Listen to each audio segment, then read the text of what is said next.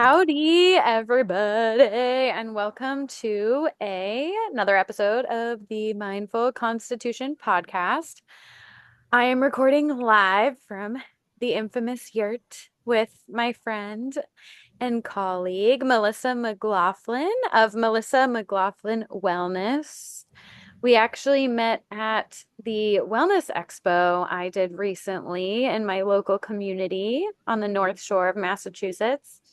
Melissa was the coordinator extraordinaire of the Wellness Expo, and she does it every year at the Topsfield fairgrounds. And Melissa is a lymphatic drainage specialist and holistic practitioner. She dabbles in a lot of different work and modalities. And so, hello, Melissa. Hello, thank you for having me on here today. Of course. I'm so happy that you're here to chit chat with me. So first I want to talk about before we talk about Melissa's own journey with healing, health, sobriety, I would love to hear for starters about a little more about what you do. Can you share about your expertise for us? Sure. So, I help people get out of physical, mental, and emotional pain through helping to reduce your body of inflammation and regulate your nervous system, as well as muscular manipulation. Hmm. And a lot of that does include energy work as well, because energy creates form in the body. Hmm. So I am a Reiki master. Hmm. Um, and I practice in Danvers, Mass. Hmm. Nice. Yeah, so you said you help people specifically reduce inflammation, and there was one other thing you said too. What was it? Regulate their nervous system. Yes, exactly. And I feel like both of those things are big kind of buzzwords that people hear a lot, but can you explain, okay, what would your techniques be for reducing inflammation and what are your techniques for helping people regulate their nervous system? Sure. So the inflammation is the pathway of the lymphatics. Um, there is no lymphatic drainage specialist. So your doctors are not going to specifically talk to you about Hmm. what all of your organs, your cells are sitting in. And what it's sitting in is your lymph. Your lymph is your blood plasma. It's the fluid that in your cells as well. But once it enters the lymphatic system, that's when it becomes the lymph. Now, this system needs to continuously clear liters of blood a day of toxins and waste products from your body to help keep you healthy. So, when you hear the immune system is your lymphatic system. There is a protocol to follow that allows your body to drain um, the appropriate way. So it all starts with the subclavian vein because that's where the deoxygenated blood goes back to your heart to get reoxygenated. So we need right around the collarbones to be open. And then this lovely point behind the ear, that's where your vagus nerve is. Hmm. So those 2 points are just the start of the protocol for draining the lymphatics. You can tell if your lymphatics are out of whack if you have a lot of pain and stiffness, limited range of motion, um, if you have frequent colds as well, allergies or limited circulation. Typically, that's all indicative of the lymphatic system not operating the way it's supposed to be. Hmm. When dealing with regulating your nervous system, it's a different system than the lymphatic system when you're working with the nervous system. Hmm. Um, but it's all about taking the body and removing it from fight or flight. Where our culture is very fight or flighty, it's fight, flight, freeze, or fawn. Hmm. So that's where a lot of us tend to be. And trauma can create that environment in our bodies as well. And that's something that can also be subconscious.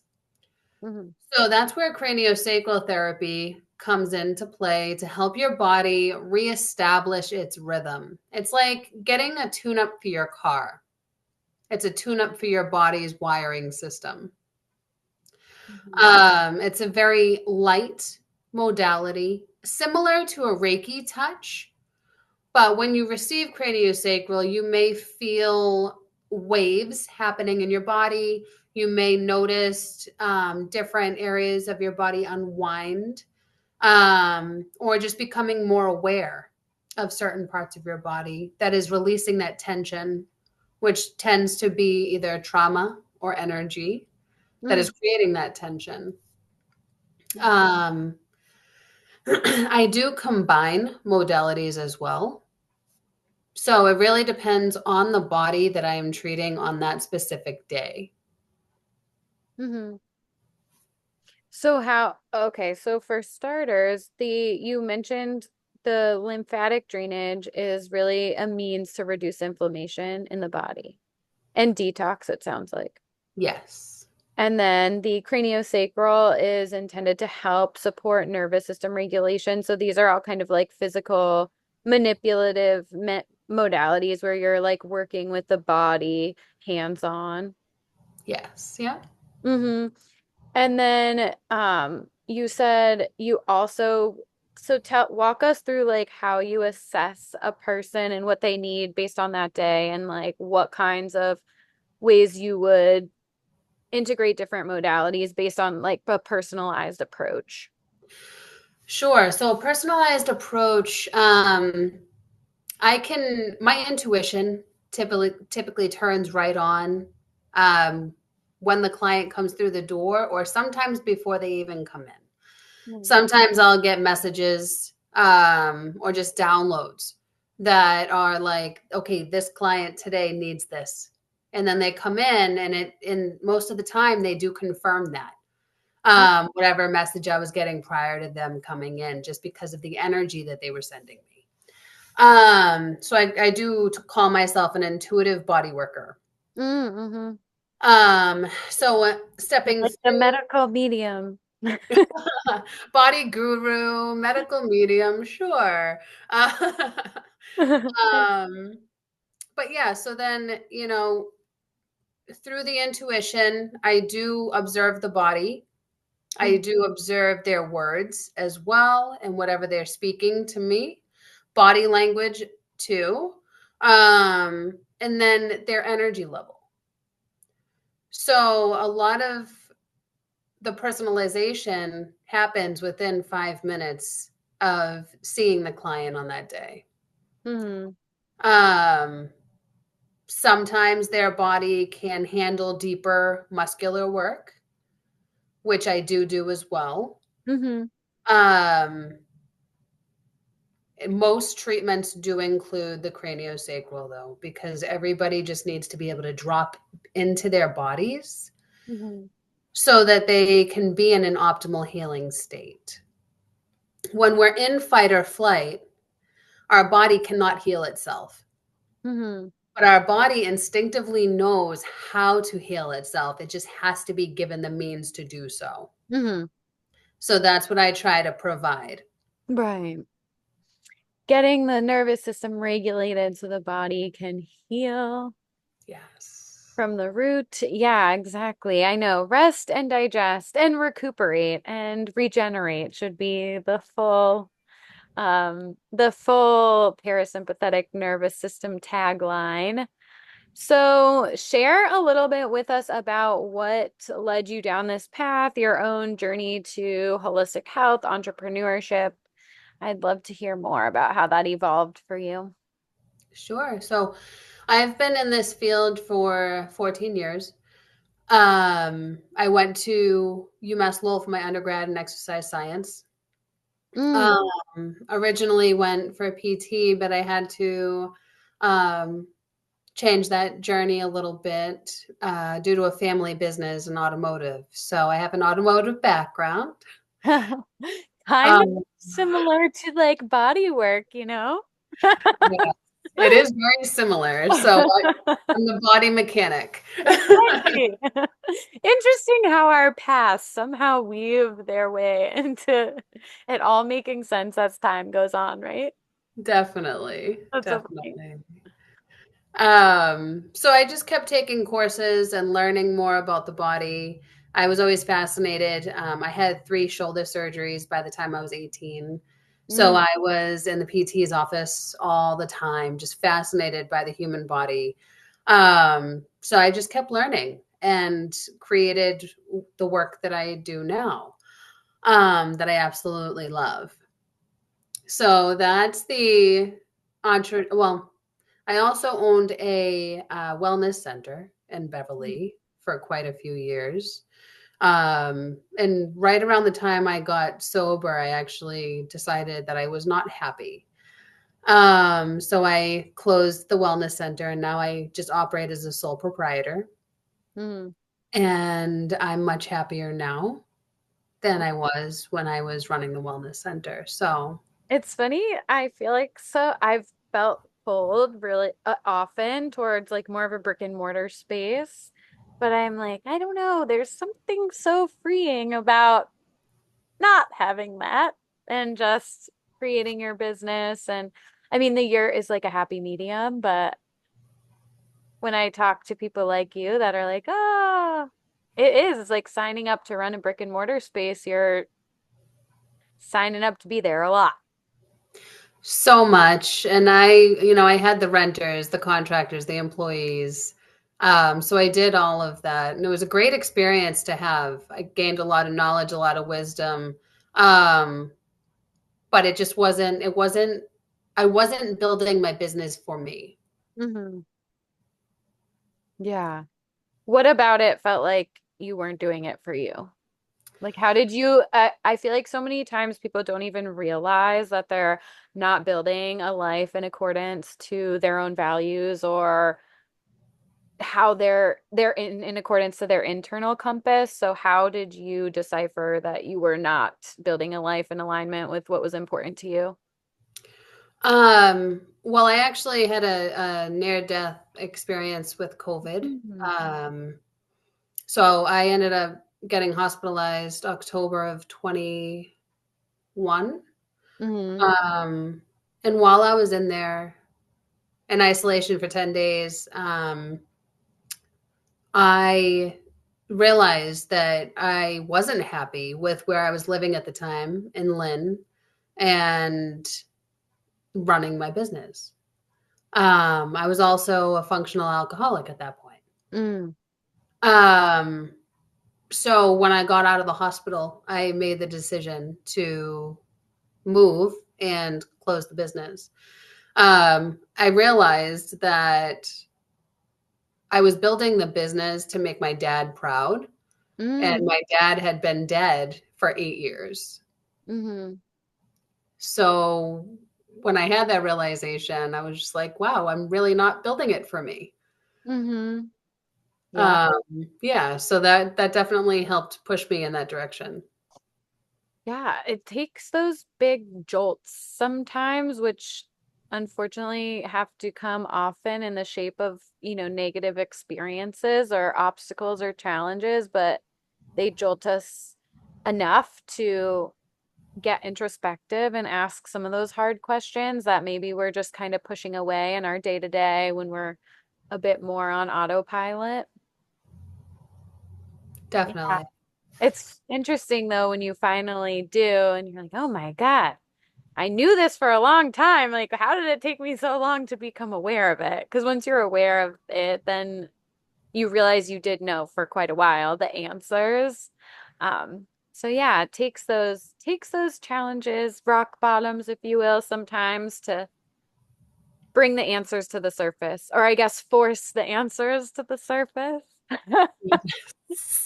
Yes. So, okay, you talked about your sobriety and you mentioned that a couple times. So, share with us about like, what kind of drinker were you? What sorts of red flags did you see along the way? Tell us more, like, give us the backdrop of what your relationship to alcohol looked like. Sure. Um, So I mentioned the 3 surgeries that I got before the Mm. age of 18.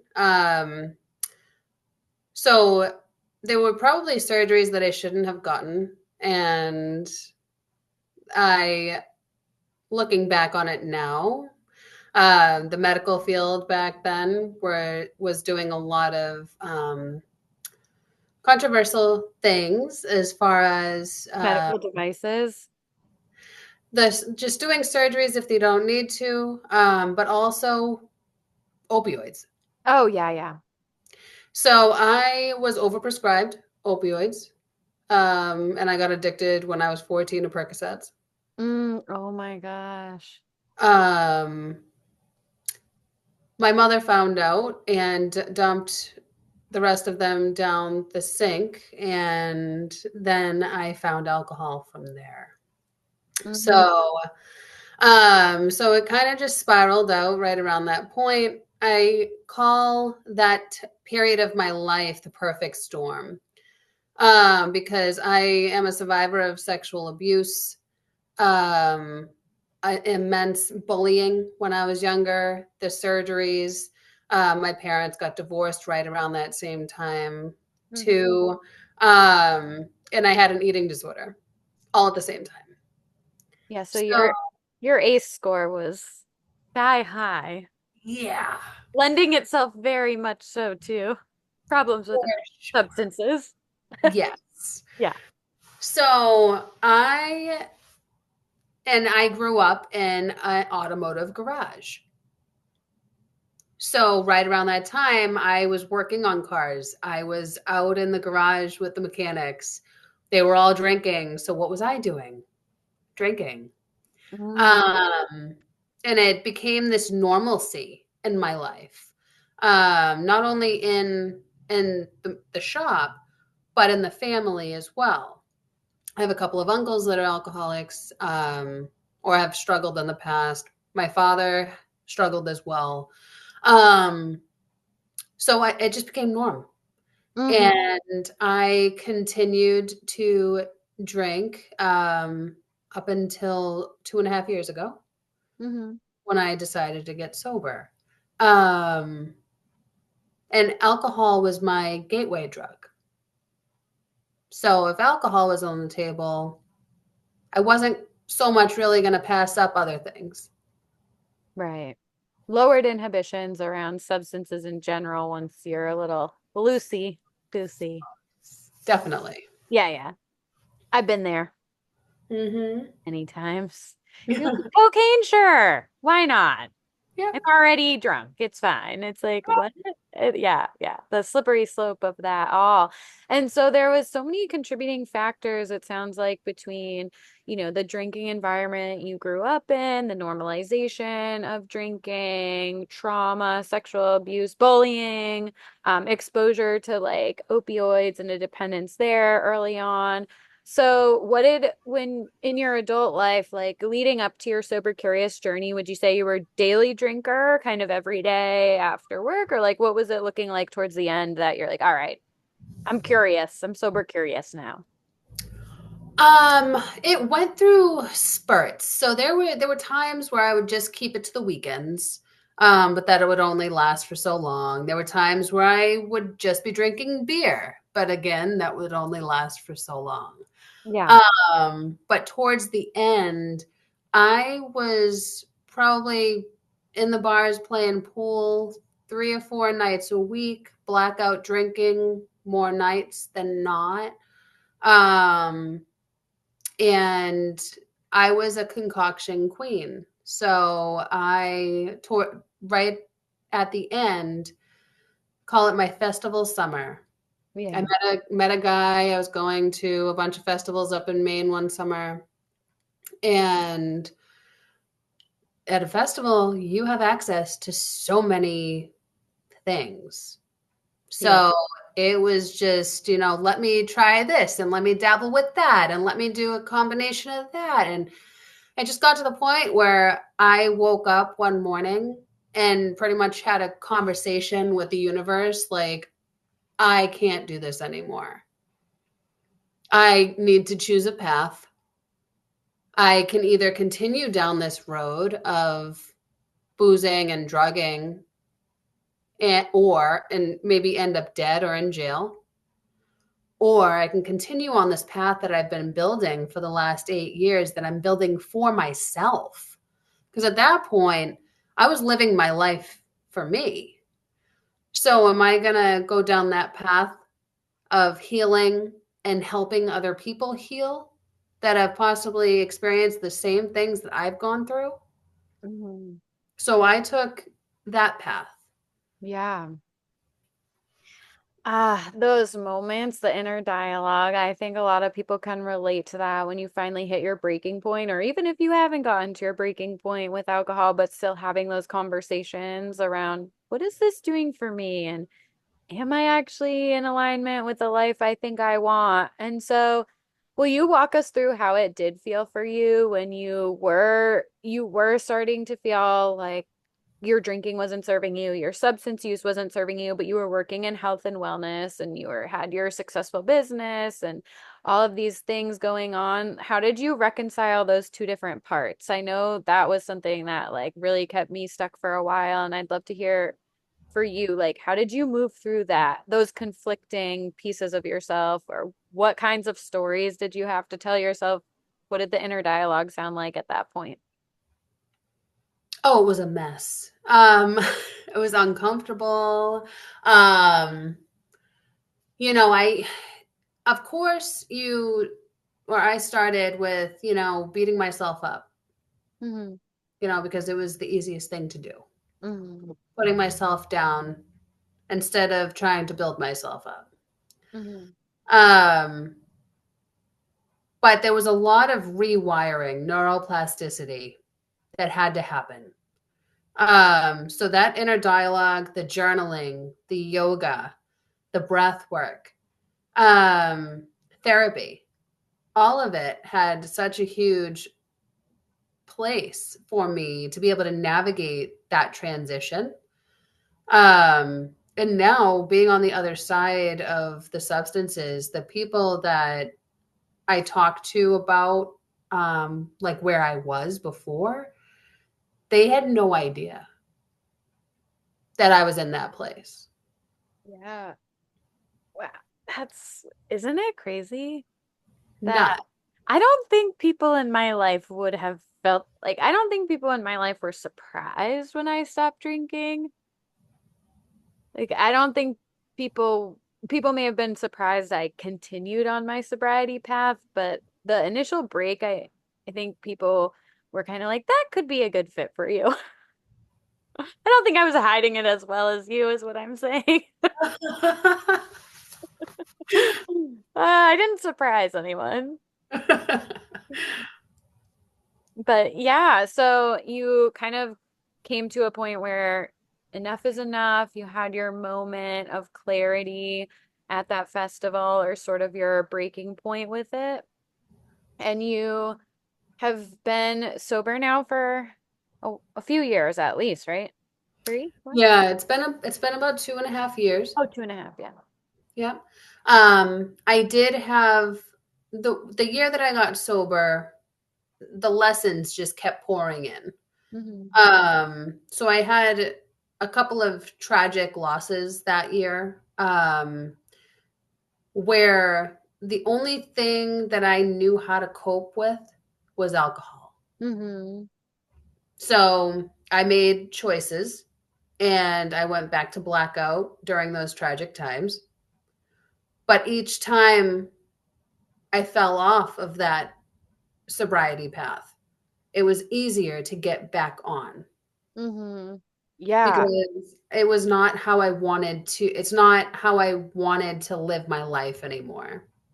Yeah. Don't you feel like once you bring your awareness to the intention of wanting to stop, or at least like not experience the negative impacts, like it proportionally decreases the enjoyment, or enjoyment in quotes, that you're receiving every time you do go back to alcohol. Because like you can't really unsee it once you admit that it's probably having a negative impact on your life, and maybe it's not allowing you to be exactly where you want to be, or like you said, you didn't have any other coping mechanisms. And so once you start to shine a light on that and then you go back to drinking, it's lost its luster.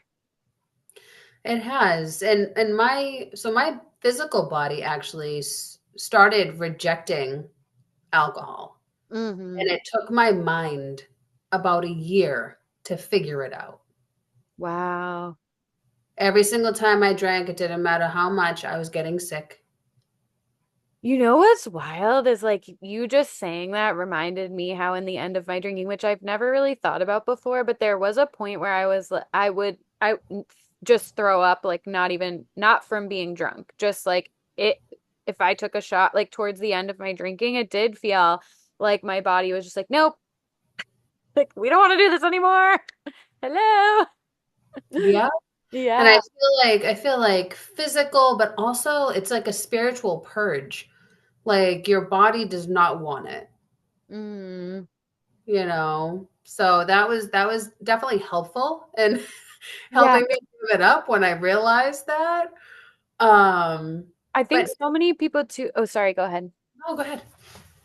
I was just gonna say, I feel like so many people to beat themselves up about the slips in early sobriety. And honestly, I think some of those can be the biggest learning lessons. Like when you have a slip, once you've already developed your awareness around not wanting to drink, then it just shines such a light on the negative impact. Like when you know you don't want to be doing it and you're like, this is why I don't want to be doing it because look, I feel like shit. I'm not handling my emotions the best way possible. I'm crowding out the opportunity to develop healthier coping mechanisms. Like you're not just dismissing a hangover, like, up, I'm hungover, moving on. It's like, no, now I actually get to sit in this shitty hungover feeling, knowing I didn't want to get here. And it kind of reinforces the intention. I find a lot with clients who have like slips, and it's common. And I think normalizing that instead of making people feel like, oh, if you had a slip, like sobriety must not be for you, like you failed, start again, that can be not acknowledging slips for the big learning opportunities they are, and almost can be viewed as progress, in my opinion, when you learn from them in a way, pushes you forward.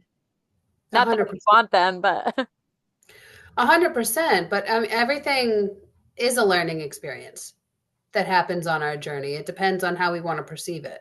hmm. Yeah. So yeah, so I definitely agree with you on that, that those were learning curves. And now when hard things happen, you know, I sit in the emotions. But let's talk about emotions a little bit too. Like when when you are using alcohol, you don't I did not have real raw emotions. I didn't know what they were even until like the last year. Hmm. So it was very interesting coming off of the alcohol. I thought that I was feeling, maybe I was feeling emotions slightly. Hmm. Um, but your subconscious wants to protect you. Hmm. So even though you don't have the alcohol to numb out the emotions and the feelings, your subconscious shuts off that part of your brain to not acknowledge your emotions that are coming up in situations. Hmm. So, like, since I got sober, I had a few situations where I'm like, why am I not feeling? I Hmm. should be feeling something. Hmm. So, there's been a lot of like spiritual work around being able to tap into solar plexus, sacral chakra, to be able to allow those trapped emotions and feelings to come out. Hmm. And craniosacral therapy for me has helped as well. Hmm. Because it's all about unwinding the body and allowing the nervous system to release Right. those stored emotions. So yeah, it's been an interesting journey figuring out how to master the emotions. Yeah, I know. I think I'm not quite a master of my emotions yet, but I'm getting so much better. I think, for me, the levels of reactivity and learning how, especially in motherhood and stuff, you're a little more frayed and fried at times. But for me, I've really been working hard at that, like understanding uncomfortable emotions, not feeling like I need to react right away and moving through them before letting them take over. And it's just like a byproduct of never learning how to process my emotions in a healthy way, just in general, but specifically because I think a lot of the time I didn't process them. I just drank to self-medicate or distract myself in other ways. I didn't really ever get curious about, challenging emotions or anxiety. And yeah, I feel like normalizing challenging emotions as our friend is something that has been really helpful to me moving forward without alcohol. Just being like, it's okay if you feel you have shitty emotions, like they're just trying to give you information and they're also gonna pass. You're Yes. not gonna feel this way for the rest of your life, okay? So just calm down. It's only temporary, is what I always love to tell myself. It's only temporary. And if I am having an emotion, what is the root of that emotion? What is causing that emotion? Hmm. Anxiety is a telltale sign from your nervous system that something is off, that something needs to shift or change. Right.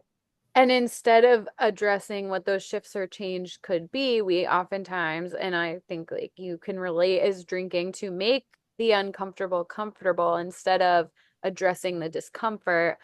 And you can stay so stuck in that numbing zone. And I think a lot of people are in it in more subtle ways. Like maybe they're not self-medicating major trauma, but I think if we're even just drinking on a regular basis every single day, to unwind, like even those levels of drinking to kind of self-medicate or cope with our lives in a low grade way. I think, those levels of anxiety we have at the end of the day, or that feeling of needing to decompress, if we could evaluate that more, we might find maybe we're not as happy doing what we're doing as we think, or there is investigation to be had if we're drinking on a regular basis to self-medicate, even in more subtle lesser to a lesser degree. And I think people kind of associate problematic drinking with like binge drinking, self-medicating, like we're talking about blackout drinking. But I think, yeah, there's ways we can explore with sober curiosity, why we drink in general, because we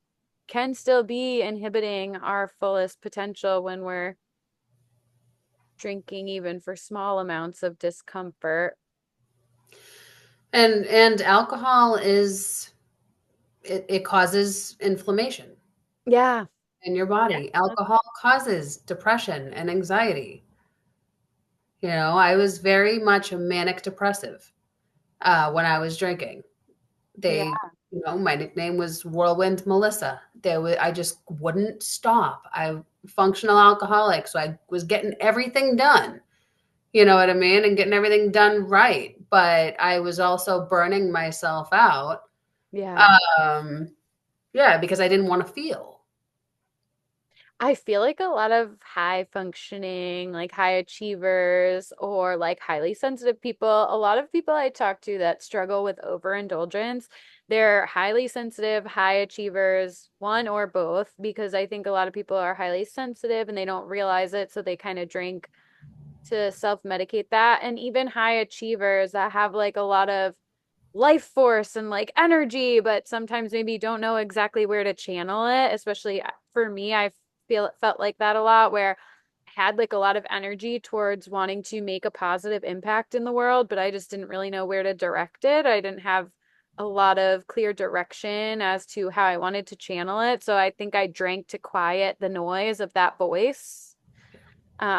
And so, yeah, I think when you clear away alcohol, a lot of people have that similar trend. So tell us about how you feel like your sobriety has impacted different aspects of your life. Like, I'd love to hear about how you think it's impacted your entrepreneurship and career, your like potential for positive impact with clients, and spirituality and intuition is always a big one I love hearing about too. So take your pick. Sure, sure.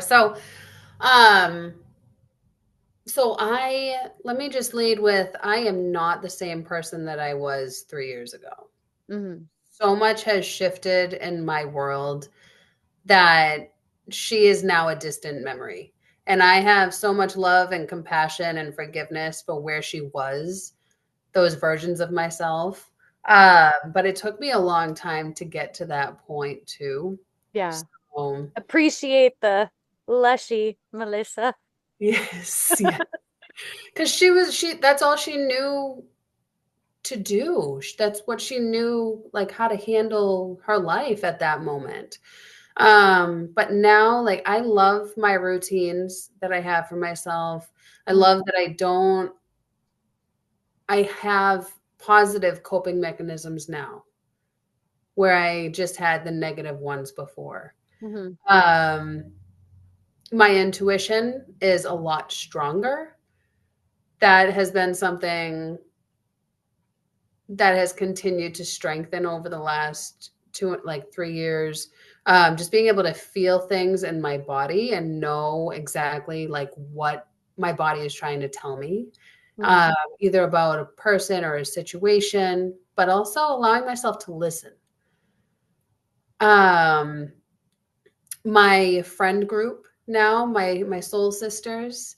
I don't have many friends that for like a long time. My longest friend is from college. There's a group of us. But prior to that, I don't have any friends from way back when. The majority of my circle I have built over the last 3 years.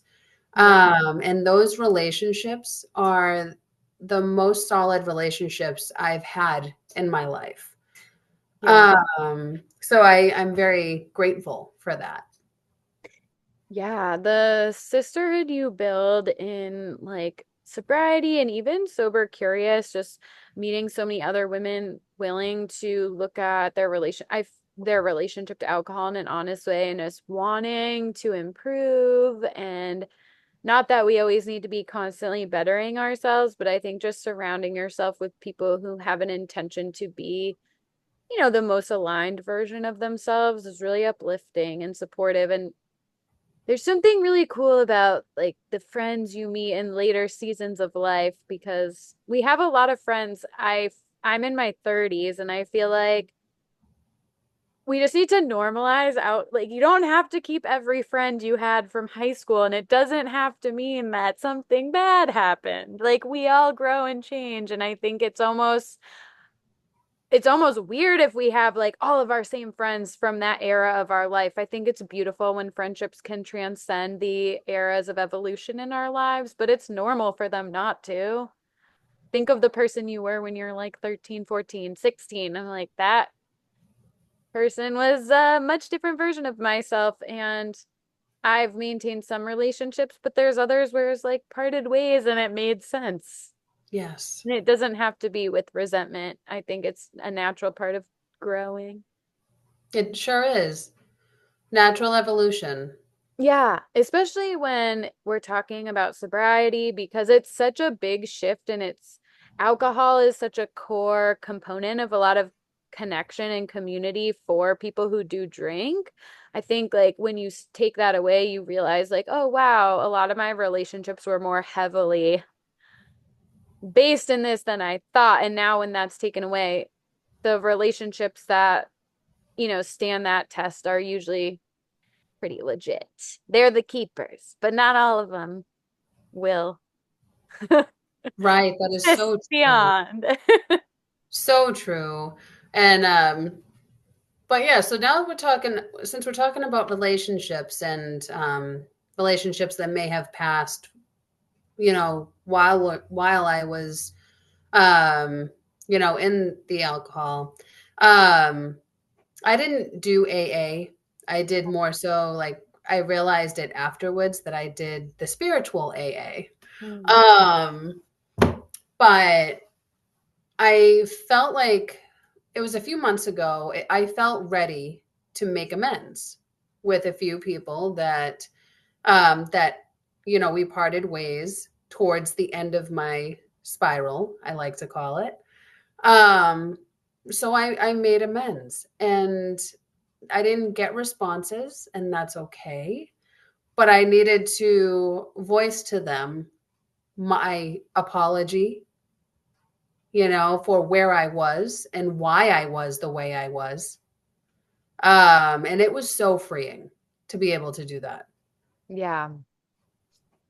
Yeah, I think it's funny. I just posted something the other day that said like no revenge because instead you got sober, did the inner work and realized like you attracted what you were, which was toxic at the time. And it's just like I don't know. I think realizing our role in the dysfunction of our relationships, especially when we're drinking heavily, like it's so easy to be like, oh, people aren't supportive or we're not on the same page anymore. And it's like, it all makes sense when you think about it. You're all drinking together. You're probably not the best versions of yourself. And when when one person wants to move on from that, it can make another person feel a type of way.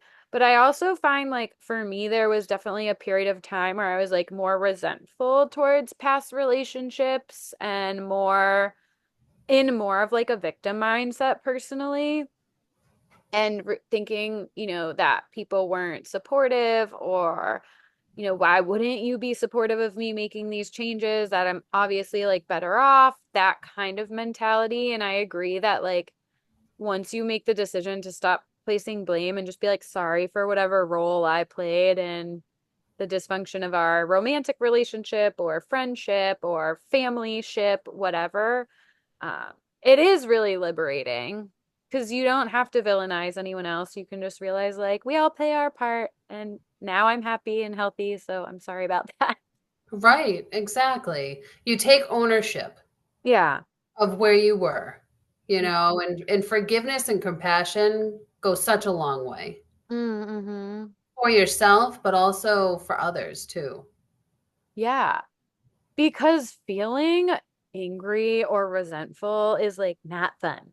Let's No. just be honest. It sucks. It sucks to feel like that. It's also really disempowering to give your emotional well-being away like that. As opposed to thinking, everyone's at a different point.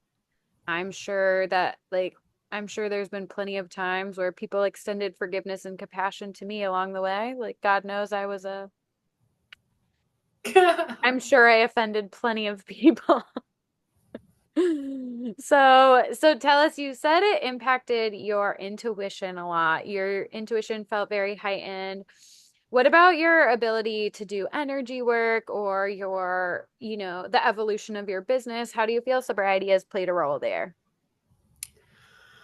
Um, it's definitely given me more energy because when I was drinking, I would at least I would lose like a full day out of the week because I needed time to, recover.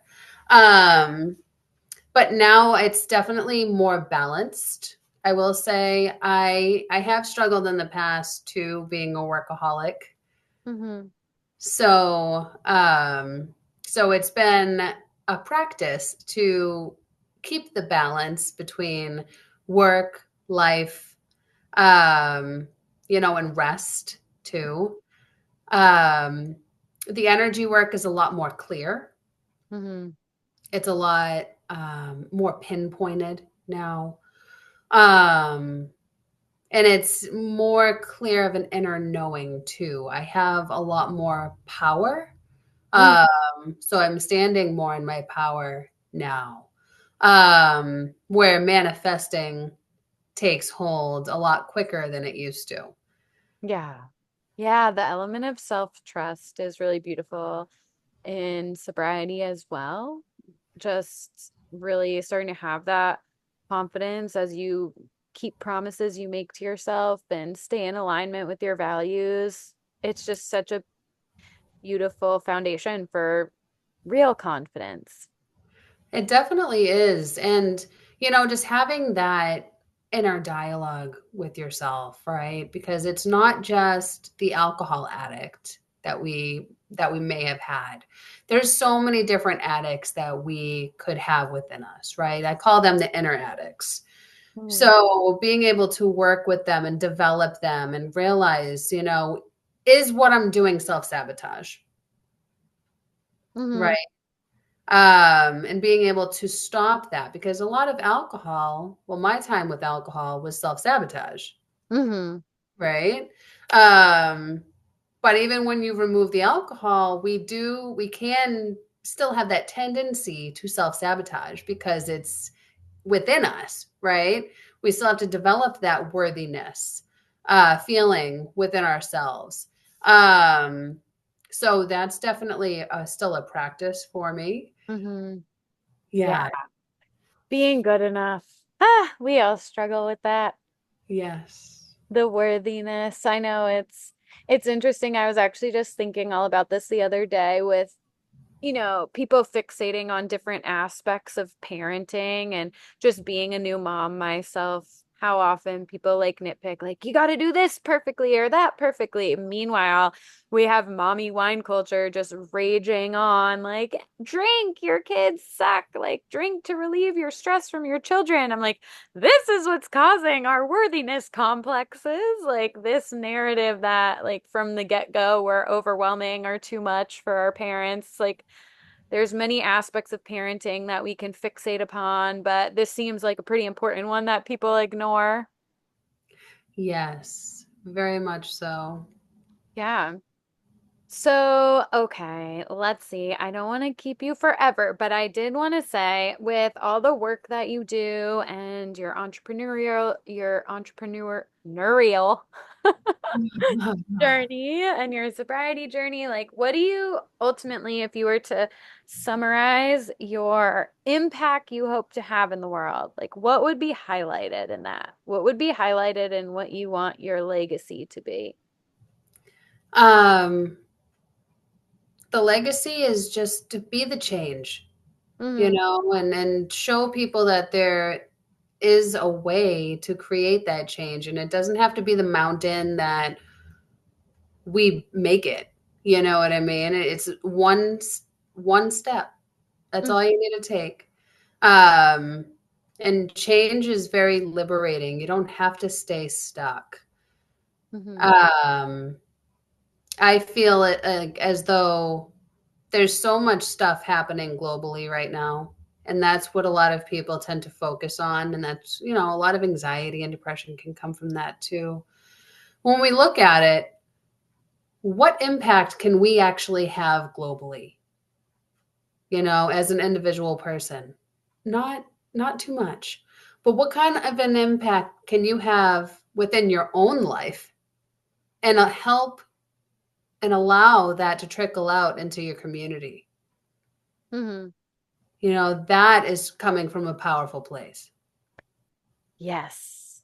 I full-heartedly agree. I think, our inner landscape dictates our outer world. And I feel like there is so many people that approach issues collectively, externally without like tending to their own wounds first. And I honestly feel like sometimes that can be almost more damaging than helpful because when you go on social media and you see people reacting from these very like reactive emotional states to global events, I just think like, dang, this person needs to do the inner work and Yeah. like, and then you will actually be able to have like a constructive, productive contribution to change in the world when you're coming at stressful global events from this state of like outrage and like you said, a activated nervous system. I mean, that is not that is not the state of being that we're going to be contributing to healing or creative solutions or productive dialogue or constructive conversations with people we disagree with. Like,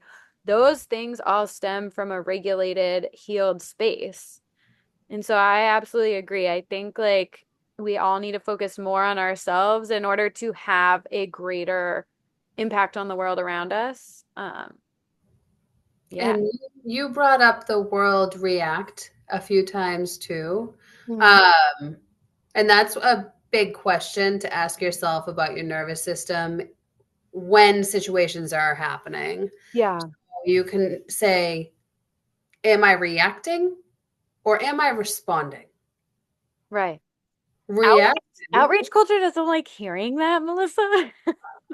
They're like, I just want to be pissed off about whatever I'm pissed off about. Like, shut up with your peace, love, and inner work.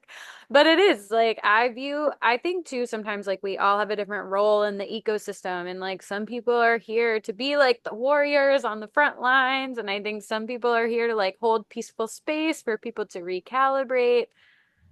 So, yeah, I Yeah. think reacting and responding, there's a big difference. I have to ask myself that too sometimes because I talk a lot about triggers, but then it's easy to miss when you're reacting from a trigger as well. Yeah. Well, reaction is from your fight or flight nervous system. Yeah, It doesn't have enough time to be integrated in your nervous system to allow that healthy response to take place. So it's a practice to be able to sense initially, I am being triggered. I'm not going to react. Right. right. Yeah, I'm not going to react from this space because I'll probably feel differently shortly and feel like an a-hole if I react from this space.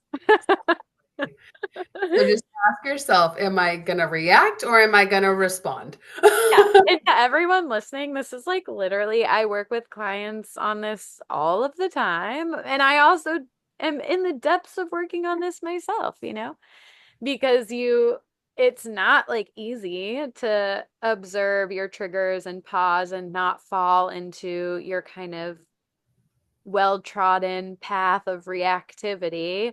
But yeah, I think that's a big thing I learned too with sobriety is being able to identify not only like your own wounds, but your own patterns. And in AA, they say like character defects and stuff like that. But I think there's so many that can contribute to a dysfunctional relationship with alcohol. And particularly with women, I see like a lot of like people pleasing or martyrdom and kind of like this fear of um rejection and so it and perfectionism, like these are all a lot of themes and patterns I see come up that you have to resolve if you truly want to have a sustainable relationship with sobriety that doesn't feel restrictive, is like really identifying those patterns that contributed to a reliance on alcohol and perpetuated the cycle of dysfunction. Definitely. And it helps to strengthen the relationship that you have with yourself, being able to do these deep dives. Hmm. And I will say, like, in the field that I'm in, helping others, it is so important to me to continue doing the inner work Hmm. so that I can continue to show up every single day, not just for myself, but for the people that I'm helping too. Yeah. Um, but we have to digest it as well. Again, that mountain, right? We don't need to make it that mountain. Hmm. You can learn from different experiences. Every person in your life teaches you a lesson as well. You can constantly just continue to learn. It's all neuroplasticity. You're just rewiring your brain. And it's beautiful that we can do that. Hmm. I know. Thank God. Oh my God. My thinking a few years ago was it is. It's really cool to watch it happen in real time. Your thinking evolve and when you work with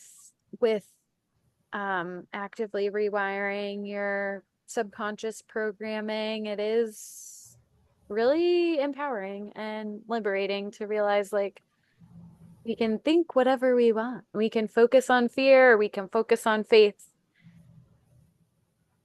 what's going to feel better along the way, and neither really changes the outcome. And so I think, yeah, perspective and mindset work has been huge.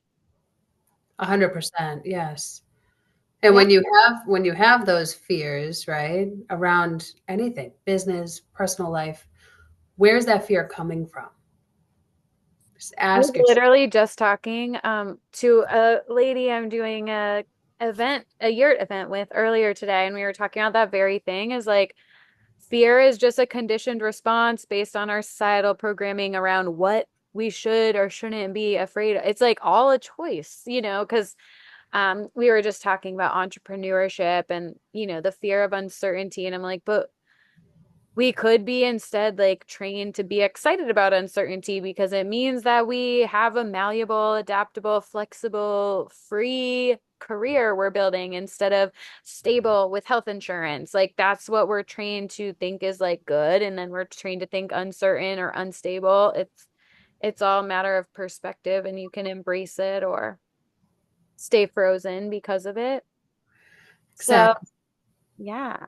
If you were to give one piece of advice for anyone listening who's kind of sober curious, embarking on a healing journey of their own, and they're just overwhelmed by it all, as one can often feel, what would be your first or your like number one piece of advice to pass along?